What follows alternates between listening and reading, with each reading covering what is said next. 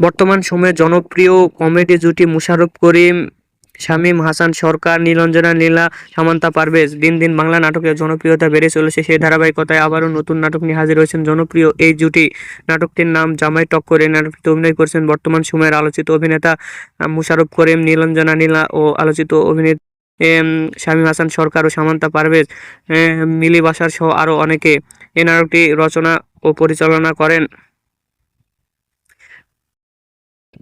সোহেল হাসান। নাটকটি খুব শীঘ্রই ব্লু বিল ফিল্মসের ইউটিউব চ্যানেলে প্রকাশিত হবে। আপনারা দেখতে চাইলে অবশ্যই ফিল্মসের ইউটিউব চ্যানেলে চোখ রাখুন এবং নিয়মিত নতুন নতুন নাটকের আপডেট পেতে হলে অবশ্যই চ্যানেলটিকে সাবস্ক্রাইব করে রাখুন। পরবর্তী ভিডিওর জন্য অপেক্ষা করুন।